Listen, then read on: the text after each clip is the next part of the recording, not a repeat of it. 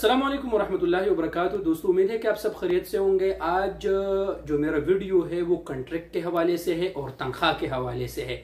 जो दोस्त कंपनियों में काम करते हैं ये वीडियो आप लोगों ने लाजिमी देखना है, वरना आप लोगों का एंड ऑफ सर्विस के वक्त आप लोगों का बहुत ज्यादा नुकसान होगा। अगर आप ये वीडियो पूरा देखेंगे तो इंशाल्लाह आप लोग समझ जाएंगे।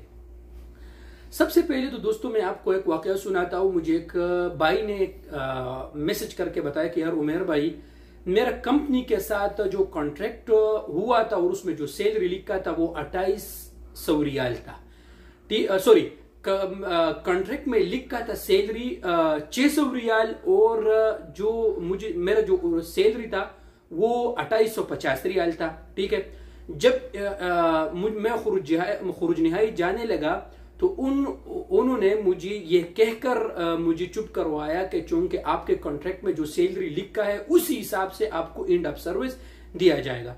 तो मैंने भाई को कहा कि कानूनी तौर पर तो आपका कोई हक नहीं बनता है, क्योंकि कॉन्ट्रैक्ट में जो सैलरी लिखा है उसी हिसाब से आपका एंड ऑफ सर्विस बनेगा। अब इसमें गलती किसका है दोस्तों? इसमें गलती आप ही का है। आपने कॉन्ट्रैक्ट करते वक्त ये ख्याल रखना है कि जो आपका सही ओरिजिनल सैलरी है वही आपने कॉन्ट्रैक्ट में लिखना है। अगर आपने सैलरी आपने थोड़ा लिखा तो कंपनी अक्सर आपके साथ एंड ऑफ सर्विस के टाइम जब आप खुरुज निहाई जाएंगे तो आपके साथ वो यही करेगा कि जो उसमें लिखा होगा, कॉन्ट्रैक्ट में जो लिखा होगा, क़िवा में जो कॉन्ट्रैक्ट होगा उसमें जो लिखा होगा, यानी 500 रियाल 1000 रियाल, उस हिसाब से आपको एंड ऑफ सर्विस दिया जाएगा। अगर आपका 6000 सैलरी हो, 4000 सैलरी हो, आप बहुत बातें करें लेकिन कानून आपको कोई भी चीज नहीं मिलने वाला।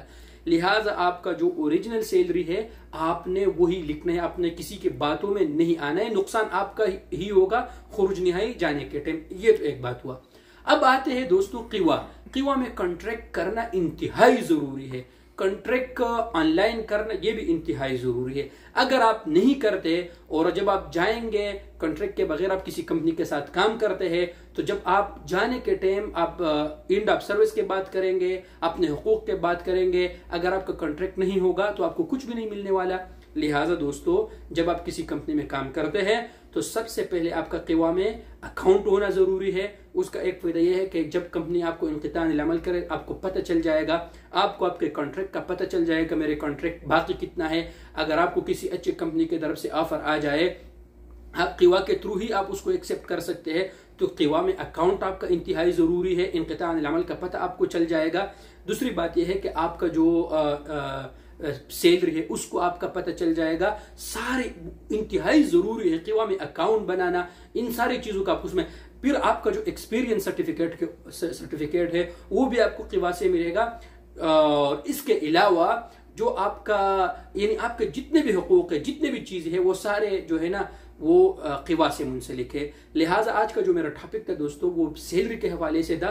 आप लोग इस बात का ख्याल रखिए क्योंकि बहुत से केसेस इस तरह आते हैं। आप लोग इसका ख्याल रखिए वरना आपका नुकसान होगा। यानी जो आपका बेसिक और सही सैलरी है वही आपने कॉन्ट्रैक्ट में लिखना है। उम्मीद है कि आप दोस्तों को मेरा वीडियो पसंद आया होगा। वीडियो पसंद आया तो यूट्यूब चैनल को जरूर सब्सक्राइब कर ले और वीडियो जरूर दोस्तों के साथ शेयर कीजिएगा।